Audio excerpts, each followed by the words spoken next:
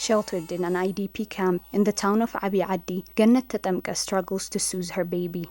Gannet was displaced from Tsagade in western Tigray. To save her life, Gannet traveled kilometers to reach central Tigray. Like many others in the camp that she's sheltered at, she suffered due to lack of food and proper medical attention. Gannet tells us that during her pregnancy, she didn't get a single medical checkup and that her newly born child is also unvaccinated.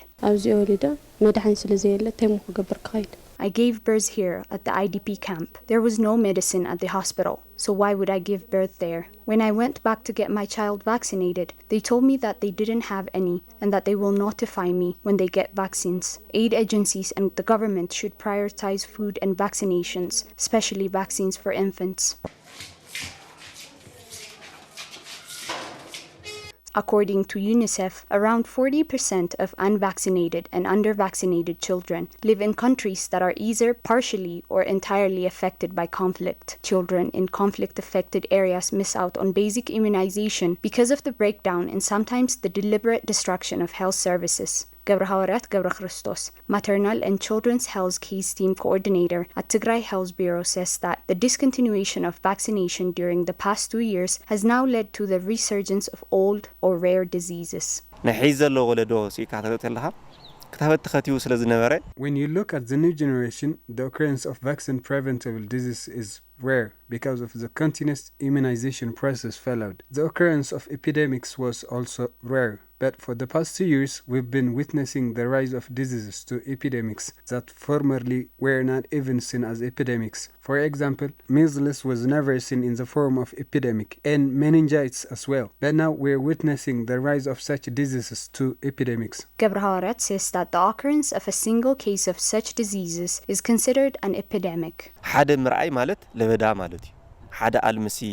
The occurrence of a single case of polio in one child is considered an epidemic because this disease was eradicated. But keeping in mind the lack of communication in the assessment, we recorded some cases of polio in the past year. A research by Maqala University also revealed that vaccine-preventable diseases were among the causes of death of mothers, children under 5, and neonatals. According to Gabrahawarat, the worst is yet to come as the effect of lack of vaccines will be projected after few years.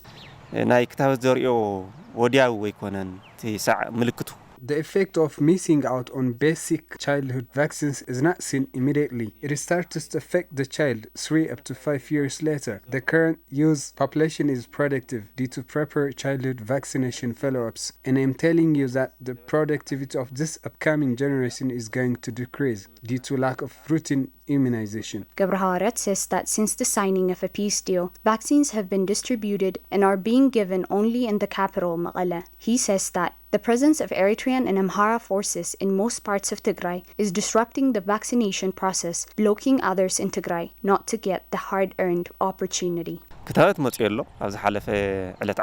Vaccines are coming in, especially since December 25 of 2022. We've started vaccinating on December 29 in Maqala, and it is confined to Maqala. But there are millions of children still unvaccinated in different parts of Tigray, and to reach them, all of Tigray should be free, and we have to be able to move around. The peace deal needs to be implemented on the ground.